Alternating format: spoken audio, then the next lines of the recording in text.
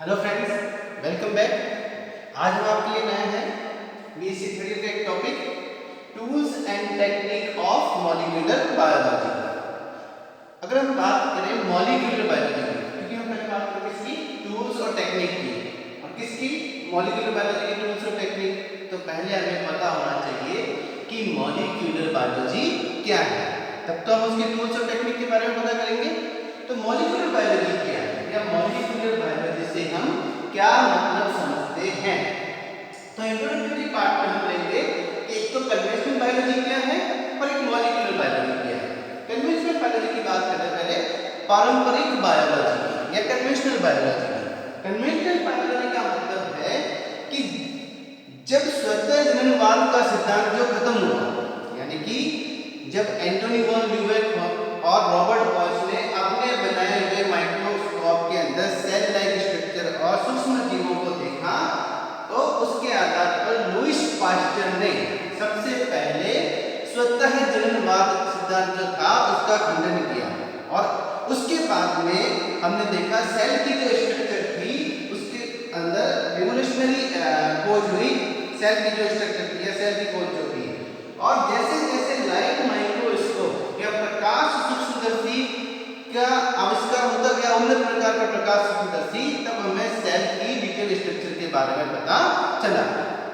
लेकिन इन सब की एक सीमा थी, क्योंकि लाइट माइक्रोस्कोप से हम ज्यादा से ज्यादा 400 गुना बड़ा एक इसका चित्र देख सकते हैं। लेकिन जब हम देखते हैं कि जो लाइट माइक्रोस्कोप था उसकी एक सीमा निश्चित थी, इस कारण से हम सेल के अंदर डिटेल से सेल के जो ऑर्गेनेल्स थे उन ऑर्गेनेल्स के बारे में हमें डिटेल से बारे में पता नहीं था। लेकिन जब 1939 के अंदर इलेक्ट्रॉन माइक्रोस्कोप का आविष्कार हुआ, तो हम इलेक्ट्रॉन माइक्रोस्कोप के द्वारा चीजों को 2 लाख गुना बड़ा देख सकते थे।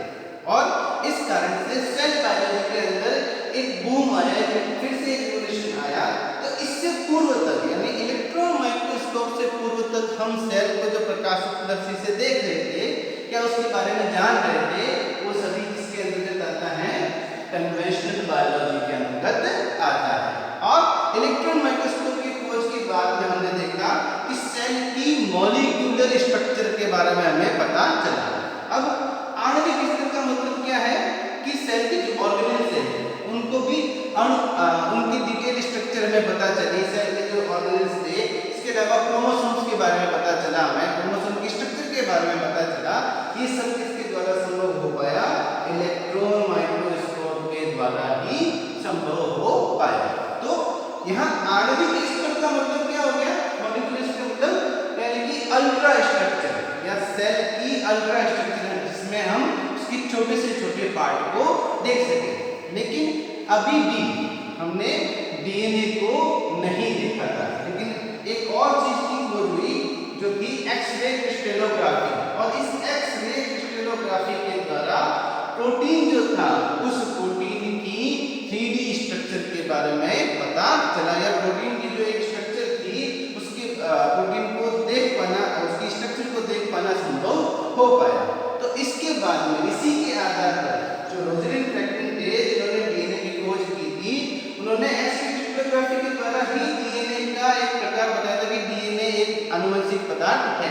और उनके काम के आधार पर ही 1954 के अंदर जेम्स वाटसन और क्रिक ने, वाटसन और क्रिक जो थे, उन्होंने डीएनए का प्रसिद्ध मॉडल दिया, कुंडलित मॉडल, डीएनए का कुंडलित मॉडल।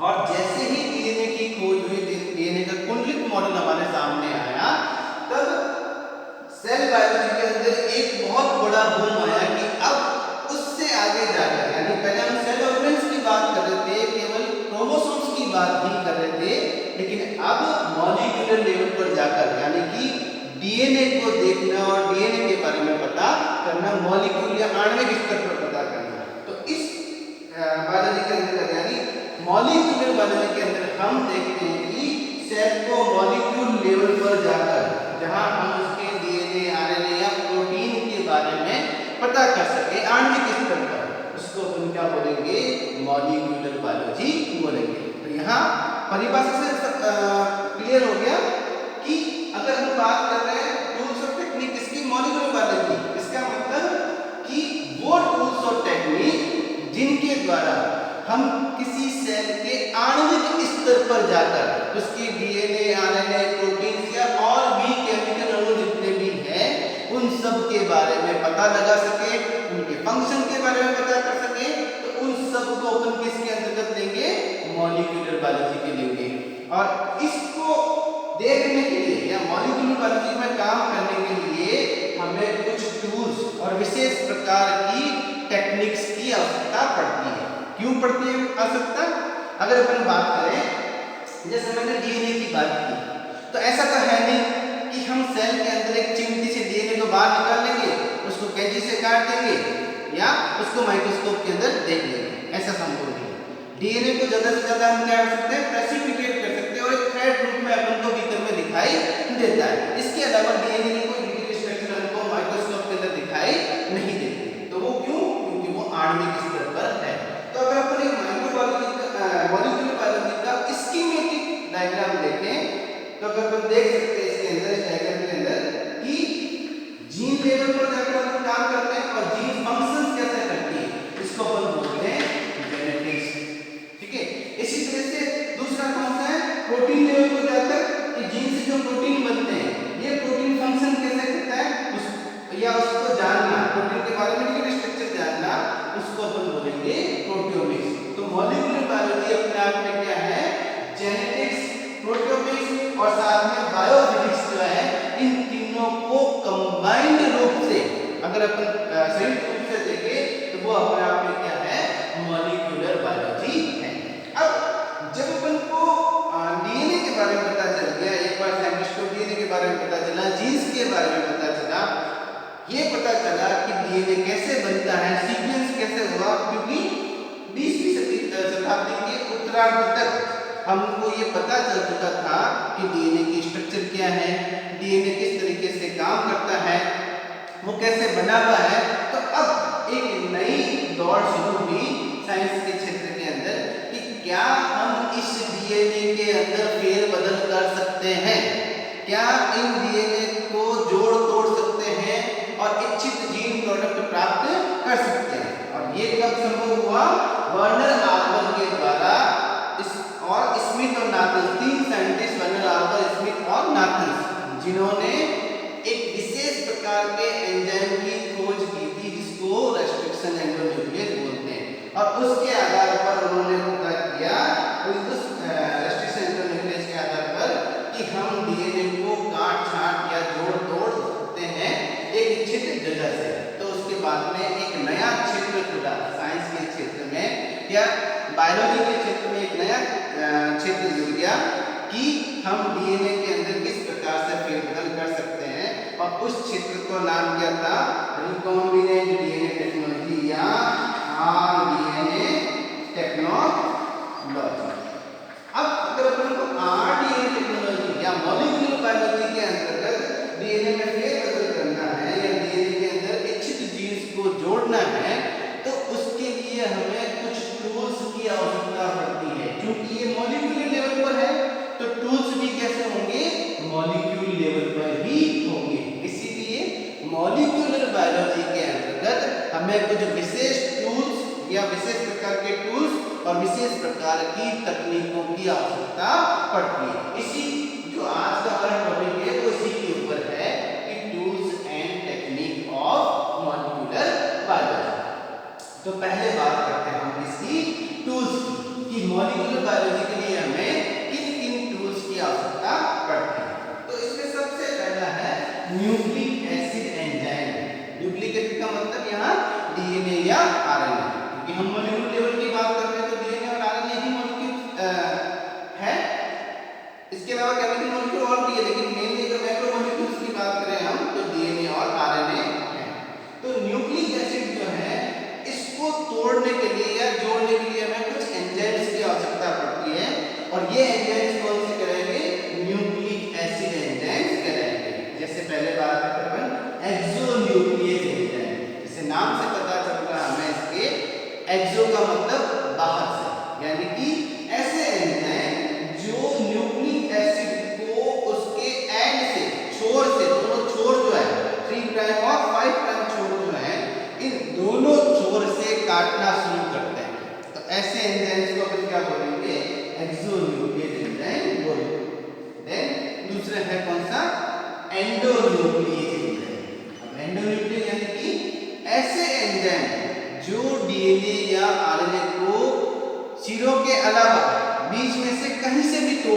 काट सकते हैं, तो ऐसे सारे एंजाइम क्या कहलाएंगे, एंडोन्यूक्लियस एंजाइम कहलाएंगे। और इन एंडोन्यूक्लियस में भी एक विशेष प्रकार के रेस्ट्रिक्शन एंडोन्यूक्लियस एंजाइम।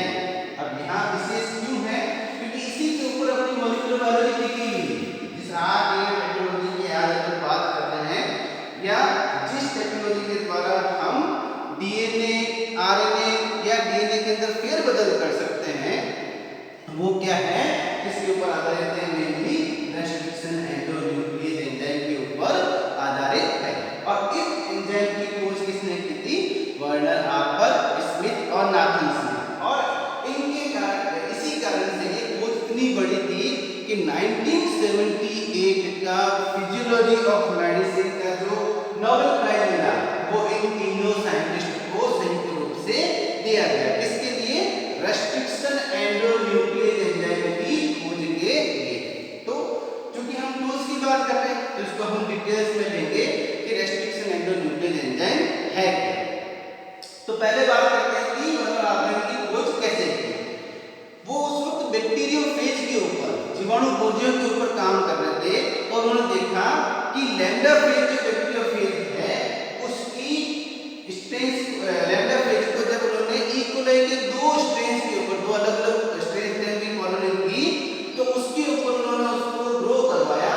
तो उन्होंने देखा कि एक स्ट्रेन के ऊपर तो आसानी से ग्रो कर रहा था बैक्टीरियोफेज, लेकिन जो दूसरा प्रभेद था इकोलाई का, उसको ये इफेक्ट नहीं कर पा रहे थे, उनके ऊपर ये इफेक्टिव नहीं थे।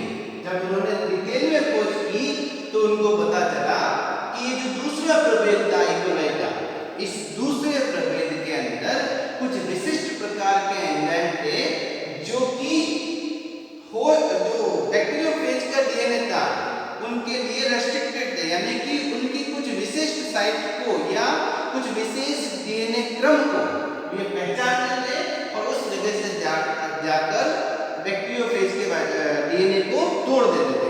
इस कारण से बैक्टीरियोफेज जो था, उनके ऊपर ग्रो नहीं कर पा रहा था। इसी को उन्होंने क्या नाम दिया, रेस्ट्रिक्शन एंडोन्यूक्लियस। अगर अपन नाम को डिटेल में ले, रेस्ट्रिक्शन का मतलब प्रतिबंधित।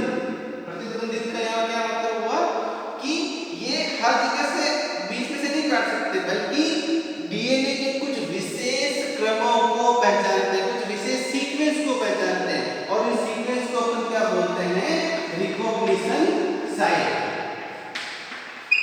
Recognition site. तो इन रिकॉग्निशन साइट्स को ये पहचानते हैं, उन साइट्स के प्रति ही क्या है, ये प्रतिबंधित है, रेस्ट्रिक्टेड है।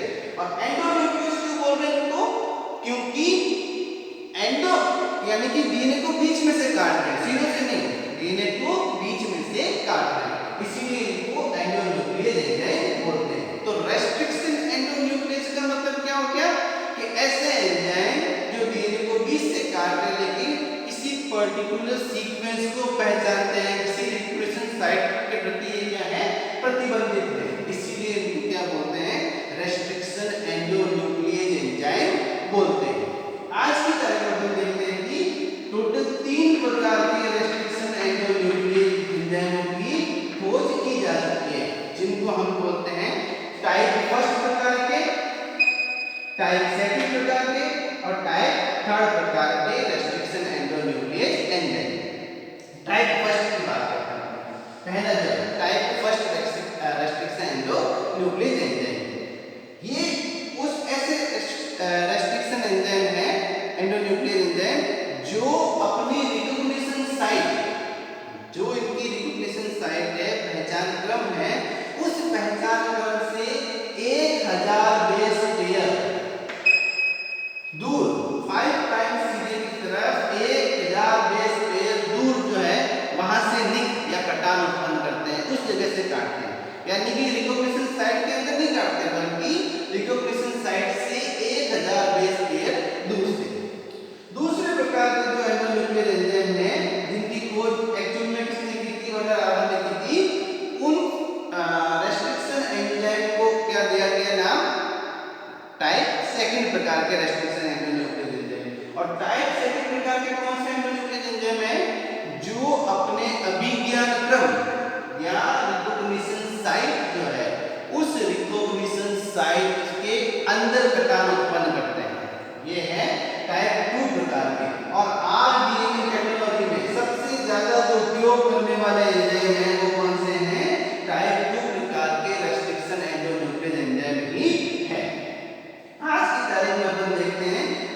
कई सौ प्रकार के रेस्ट्रिक्शन एंडोन्यूक्लियस टाइप, सभी प्रकार के रेस्ट्रिक्शन एंडोन्यूक्लियस एंजाइम की खोज की जा चुकी है और प्रत्येक रेस्ट्रिक्शन एंडोन्यूक्लियस एंजाइम की खुद की एक रिकग्निशन साइट है और खुद का एक पहचान क्रम है।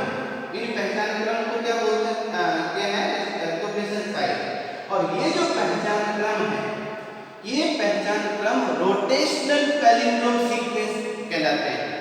Rotational palindrome sequence. तो पहले अपन इसका अर्थ समझते हैं कि रोटेशनल पैलिंड्रोम सीक्वेंस का, तो यहाँ वर्ड आया रोटेशनल पैलिंड्रोम, इसका मतलब पैलिंड्रोम सीक्वेंस भी होते हैं। तो पहले अपन बात करते हैं पैलिंड्रोम सीक्वेंस की। पैलिंड्रोम सीक्वेंस क्या है?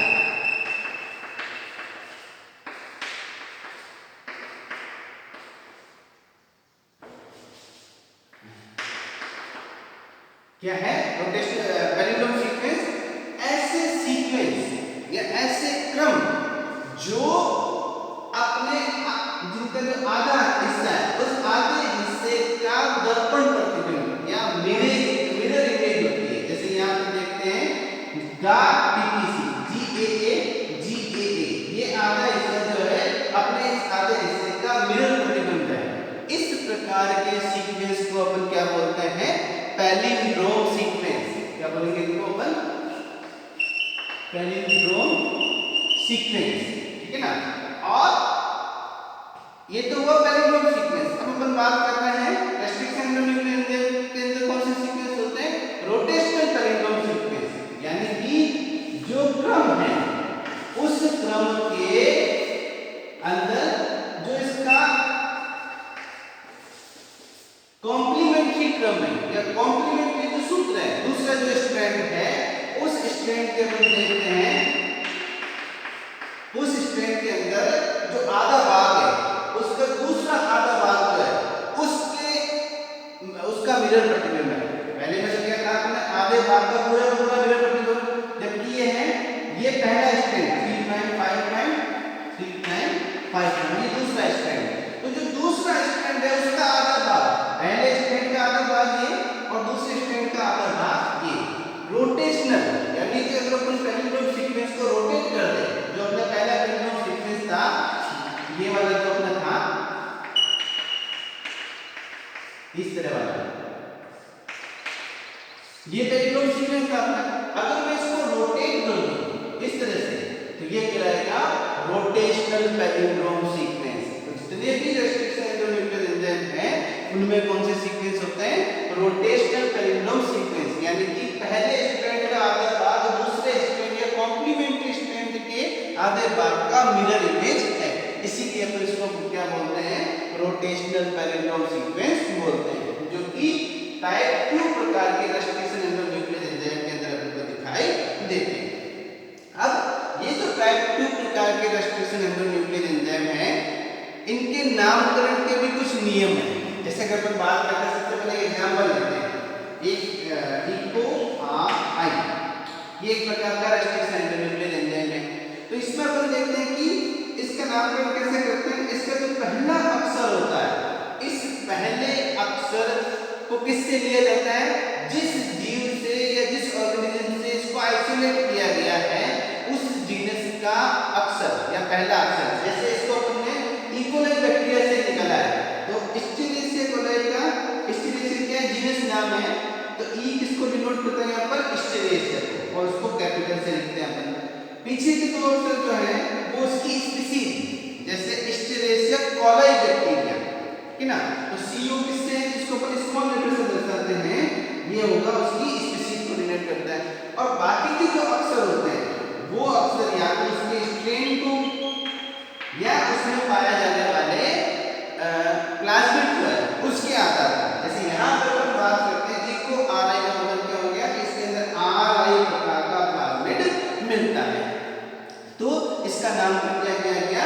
EcoRI प्लाज्मिड दिया गया। इसी तरह से हिंथर्ड, अब हिंथर्ड का मतलब क्या हो गया? H यहाँ पर डिनोट करता है किसको? हीमोफिलस को। हीमोफिलस क्या है? बैक्टीरिया है। Haemophilus virus, Haemophilus influenza virus है। और I क्या है? इन्फ्लुएंजा।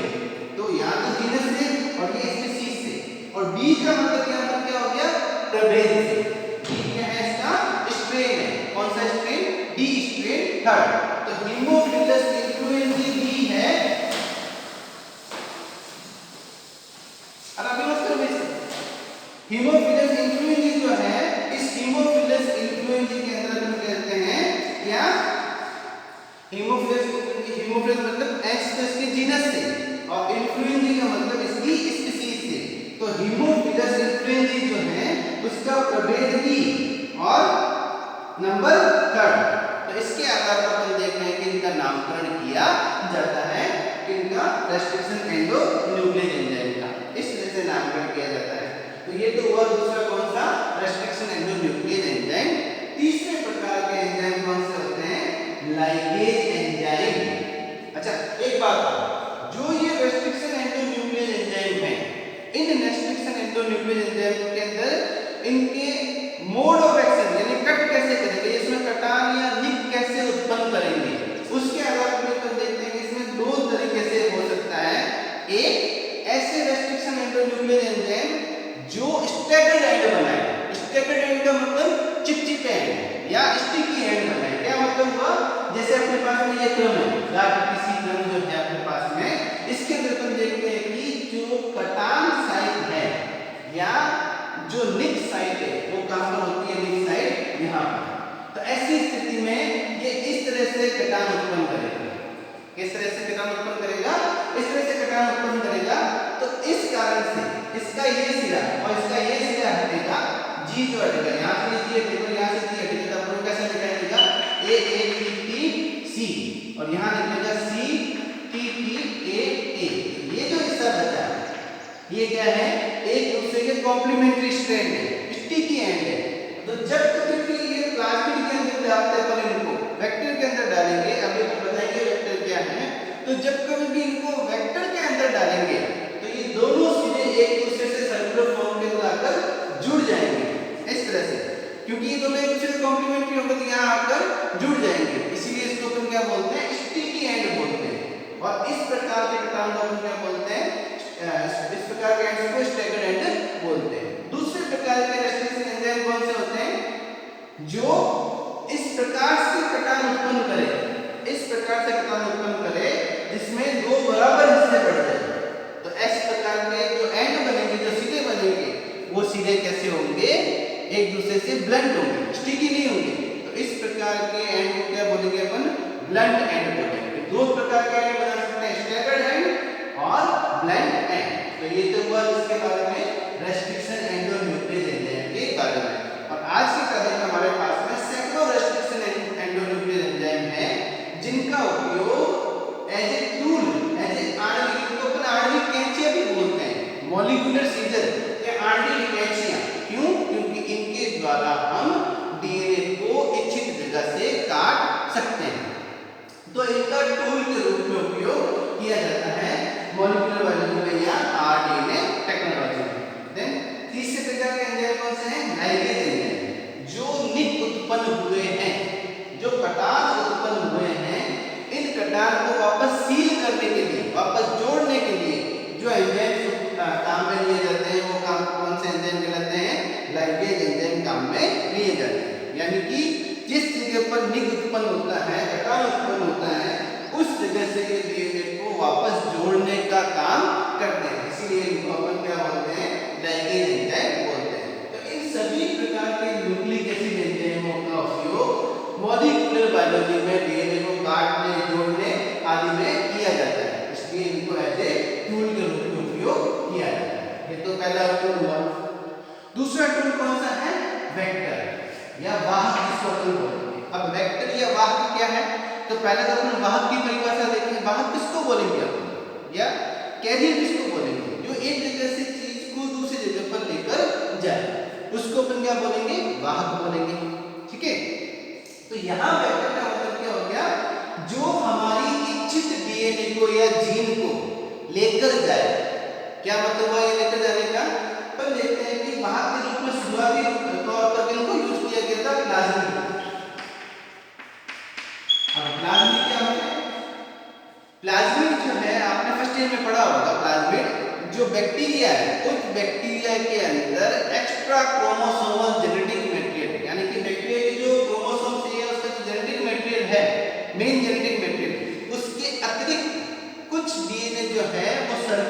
फॉर्म के अंदर छोटे छोटे प्लाज्मिड के रूप में पाया जाता है। जैसे बैक्टीरियल सेल है, यहाँ पर क्योंकि इसका मेन क्रोमोसोम जेनेटिक मटेरियल है। इसके अतिरिक्त जो अपन देखते हैं कुछ सर्कुलर फॉर्म के डीएनए भी अपन को मिलता है, जिसको अपन क्या बोलते हैं, प्लाज्मिड बोलते हैं। तो इन प्लाज्मिड का उपयोग जो है मॉलिक्यूलर बायोलॉजी में या आरडीएनए टेक्नोलॉजी में किया जाता है, डीएनए को जोड़ एक जगह से दूसरी जगह लेकर जाने में या इंसर्ट करने में। तो इनको भी हम एज ए वेक्टर, इन सभी को हम क्या बोलते हैं, वेक्टर बोलते हैं। तो प्लाज्मिड का यूज किसमें किया जा सकता है, एज ए वेक्टर किया जा सकता है। इसी तरह जो बैक्टीरियोफेज है, जैसे लैम्डा फेज बैक्टीरियोफेज है, इसके डीएनए को भी अपन, इसके डीएनए में भी हम अपना इच्छित डीएनए जोड़कर इसको वापस पैकेज किस में कर सकते हैं, लैम्डा फेज के सेल में। और चूंकि ये बैक्टीरियोफेज है, तो जब कभी भी ये बैक्टीरिया को इन्फेक्ट करेगा तो इसके साथ में ये क्या लेकर जाएगा, अपनी इच्छित जीन भी लेकर जाएगा। हालांकि ये सेपरेट टॉपिक है, तुम्हारे कोर्स के अंदर एक सेपरेट टॉपिक है। इस सेपरेट टॉपिक को अपन डिटेल में पढ़ेंगे जब अपन वेक्टर के बारे में पढ़ेंगे।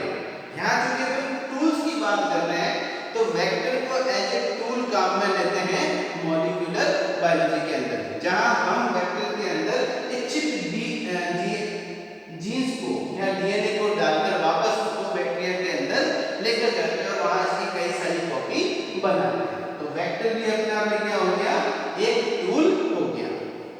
देन अपन बात करते हैं तीसरे प्रकार का टूल कौन सा है, प्रोब्स। अब प्रोब्स किसको बोलते हैं, या प्रोब या हिंदी में इनको बोलेंगे अन्वेषी। प्रोब या अन्वेषी, अन्वेषी का मतलब, अन्वेषी शब्द कहां से आया, अन्वेषण से, है ना। तो अन्वेषी का मतलब क्या हो गया, वो अपने आप में डीएनए या आरएनए के वो छोटे टुकड़े या वो कुछ सीक्वेंस या कुछ न्यूक्लियोटाइड का क्रम जो अपने पूरे क्रम से एनीलिंग हो सकता है, जुड़ सकता है। अब इसका उपयोग कहां पे करते हैं अपन, मान लो अपन ने रिकॉम्बिनेंट डीएनए टेक्नोलॉजी के द्वारा कुछ इच्छित जीन्स को बैक्टीरियल कॉलोनी में डाला, लेकिन अगर एक पैस्टिक प्लेट में हम देखते हैं लाखों बैक्टीरियल कॉलोनी है, उनमें किन बैक्टीरिया के अंदर अपना इच्छित जीन गया है, उसकी स्क्रीनिंग कैसे करेंगे, उसको वापस पता कैसे करेंगे कि किस बैक्टीरिया में ये जीन गया है।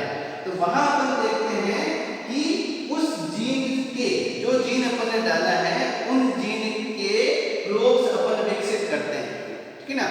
और प्रोब्स का मतलब उन जीन के जैसे जैसे डीएनए के क्रम, कुछ छोटे छोटे डीएनए क्रम अपन देखते हैं। तो ऐसी स्थिति में जब कभी भी इन प्रोब्स का हाइब्रिडाइजेशन या संकरण इन कॉलोनी के ऊपर कराएंगे, तो ये अपने पूरा क्रम, यानी मान लो ये बैक्टीरियल कॉलोनीज हैं इतनी सारी, और इन दो कॉलोनीज के अंदर अपना जीन गया था, तो ये प्रोब्स केवल इन दो कॉलोनी के अंदर जाकर ही हाइब्रिडाइजेशन करेंगे। क्यों, क्योंकि इनका पूरा क्रम किसके पास में मौजूद है, इन प्रोब्स के अंदर मौजूद है। तो डीएनए या आरएनए के ऐसे छोटे सीक्वेंस या छोटे टुकड़े जो अपने कॉम्प्लीमेंट्री सीक्वेंस को पहचान कर उनके साथ क्या करते हैं, हाइब्रिडाइजेशन करते हैं, संकरण करते हैं, उनको अपन क्या बोलते हैं, प्रोब्स बोलते हैं। और इन प्रोब्स के सिरों पर हम कई बार रेडियो टॉप जो है, समस्थानिक जो है, जैसे P32 है, इसको जोड़ देते हैं ताकि इसका डिटेक्शन करने में आसानी है। हालांकि आज अपने पास में दूसरी विधियां भी हैं जिसमें हम डाइस को जोड़ते हैं, कुछ विशेष प्रकार के डाइस हैं जिनको जोड़ते हैं तो वो यूवी किरणों में चमकती है, उससे भी अपन को पता चल जाता है। लेकिन कन्वेंशनल मेथड में अपन क्या करते थे कि आइसोटोप को जोड़ देते हैं। तो ऐसी स्थिति में जब कभी भी इनकी एक्सरे फिल्म के ऊपर एक इमेज लेंगे, तो जिस जिस जगह पर ये P32 होगा वहां पर अपन को एक बैंड प्राप्त होगा इस तरह से, जिससे हमें पता चल जाएगा कि इन कॉलोनीज के अंदर या इन कॉलोनीज के अंदर अपना इच्छित डीएनए है। तो इसको भी एक टूल के रूप में, यानी कि जो रिकॉम्बिनेंट कॉलोनी बन चुकी है या रिकॉम्बिनेंट डीएनए, उसको स्क्रीनिंग करने के लिए भी हम प्रोब्स को काम में लेते हैं, है ना। तो ये भी एक प्रकार का टूल हो गया रिकॉम्बिनेंट डीएनए टेक्नोलॉजी या मॉलिक्यूलर बायोलॉजी के अंदर। चौथा प्रकार क्या है, nucleic acid fractionation. Nucleic acid fractionation का मतलब क्या हो गया कि जो डीएनए है, इस डीएनए को हम एज ए पूरा का पूरा डीएनए एक साथ नहीं डाल सकते, काफी बड़ा होता